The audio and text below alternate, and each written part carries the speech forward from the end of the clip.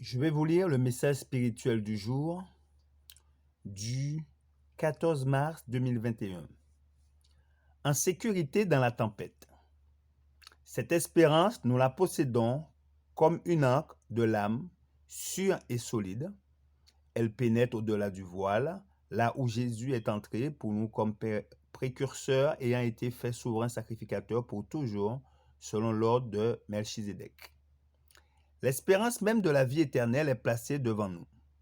Rien de moins ne pouvait satisfaire le Rédempteur, mais notre part est de la retenir par la foi en celui qui l'a promise.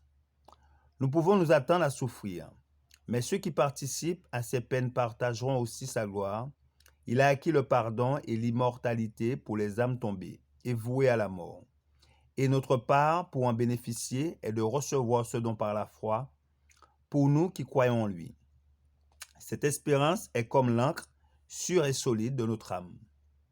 Nous devons comprendre que nous pouvons compter sur la faveur de Dieu, non seulement dans ce monde, mais aussi dans le ciel, puisque le Christ a payé un tel prix pour notre salut. La foi dans l'expiation de l'intercession de Jésus nous maintiendra fermes et inébranlables au milieu des tentations qui assaillent l'Église militante. Contemplons la glorieuse espérance qui est devant nous et retenons-la par la foi. Nous ne gagnons pas le ciel par nos propres mérites, mais par ceux du Christ. Que notre espérance soit dirigée non pas sur nous-mêmes, mais sur celui qui a pénétré au-delà du voile. Parlons de la bienheureuse espérance et de la glorieuse apparition de notre Créateur. Il est vrai que nous sommes exposés au grand danger de nous laisser gagner par la corruption, mais ce danger ne devient effectif que dans la mesure où nous nous confions en nous-mêmes et ne regardons pas plus haut que nos efforts.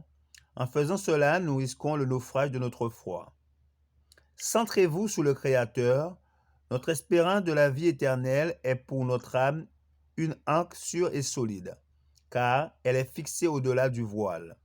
Alors, l'âme agitée par la tempête participe de la nature divine. Elle est ancrée en notre Créateur, furieusement secouée par les vents de la tentation. Elle ne se brisera pas sur le rocher, ne sera pas non plus engloutie dans les tourbillons de la nacelle, résistera à la tempête. Merci de votre attention. C'était le message spirituel du jour du 14 mars 2021. Que notre Créateur vous garde et vous bénisse. C'est là ma prière pour vous. Je vous dis à très bientôt.